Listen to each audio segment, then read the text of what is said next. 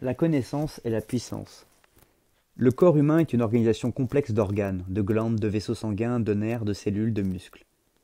L'énergie du cerveau stimule et coordonne les efforts des éléments constitutifs du corps, et il est aussi une pluralité des énergies qui varient et changent constamment.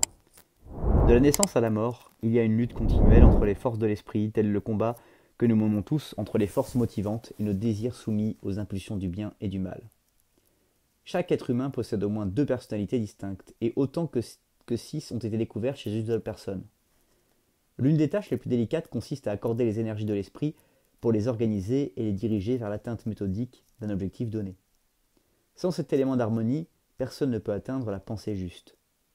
Il n'est pas surprenant que les leaders des différents domaines, qu'il s'agisse du monde des affaires, de l'industrie ou de la politique ou autres, trouvent difficile d'organiser des groupes harmonieux travaillant à la réalisation d'un objectif commun. Si la chimie de notre esprit est à ce point complexe qu'il est difficile d'en harmoniser aisément les éléments, imaginez ce qu'il en coûte lorsqu'il s'agit d'harmoniser un groupe d'esprits à travers un cerveau collectif. Le leader qui développe et dirige avec succès les énergies d'un cerveau collectif doit faire preuve de tact, de patience, de persévérance et de confiance en soi. De plus, il doit posséder une connaissance intime de la chimie de l'esprit et des dons intellectuels pour s'adapter harmonieusement aux circonstances en perpétuel changement, et cela sans montrer le moindre signe de contrariété. Combien peuvent satisfaire à cette exigence?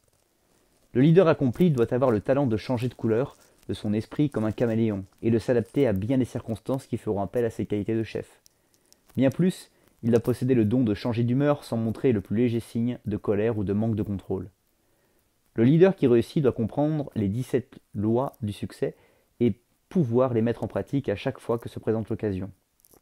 Sans cette habilité, aucun leader ne peut être puissant et sans puissance, aucun leader ne peut régner longtemps.